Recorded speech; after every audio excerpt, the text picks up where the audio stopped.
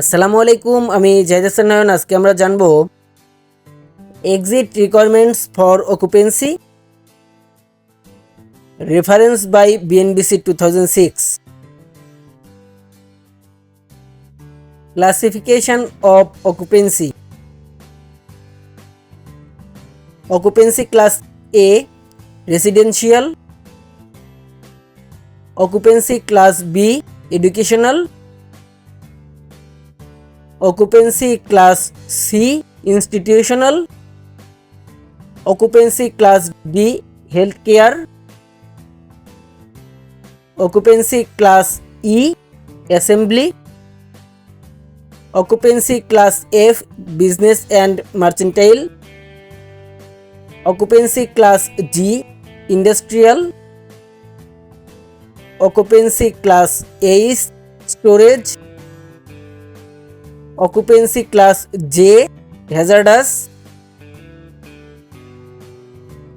যদি maximum occupancy load 100 জন হয় তাহলে ম্যাক্সিমাম ট্রাভেলিং দূরত্ব হবে 25 মিটার।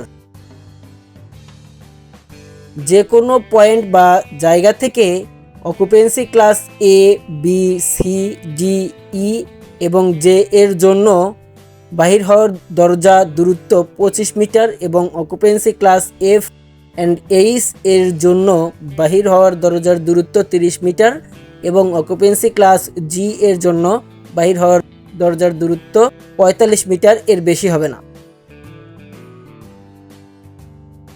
অকুপেন্সি লোড 500 জন বা এর কম হয় তাহলে দুইটি বাহির হওয়ার রাস্তা।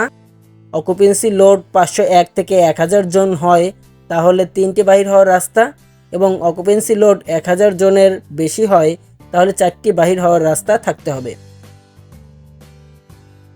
ভবন এক্সিট সাইন চিত্রসহ অনুমোদিত বহির্গমন দিক চিত্রকরণ ডিরেকশন সাইন এবং প্রস্থান চিহ্ন এক্সিট সাইন প্রদান করা হবে। অনুমোদিত প্রস্থান চিহ্ন এবং দিক নির্দেশক চিহ্নগুলি হাঁটার পৃষ্ঠ থেকে 200 mm এর উপরে এবং এক্সিট পথে অবস্থিত হবে।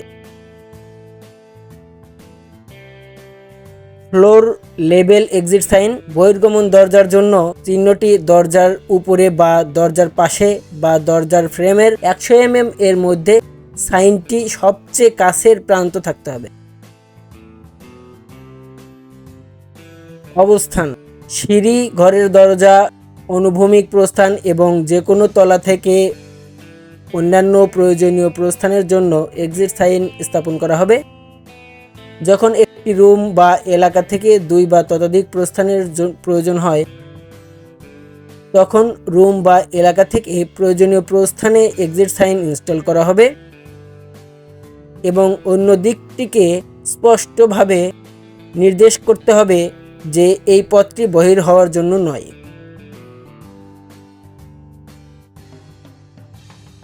বৈশিষ্ট্য। 1. প্রধান বাহ্যিক এক্সিট দরজা যা সুস্পষ্টভাবে শনাক্ত করা যায়। 2. অকুপেন্সি A1 এর বিল্ডিং এবং A2 এর পৃথক ইউনিটগুলির জন্য এক্সিট চিহ্নের প্রয়োজন নাই। 3. C1, C2 বা C3 অকুপেন্সির মধ্যে থাকাকালীন 50 জন এর কম অকুপেন্ট লোড সহ কক্ষ বা এলাকা থেকে বের হওয়ার জন্য কোনো চিহ্নের প্রয়োজন নাই।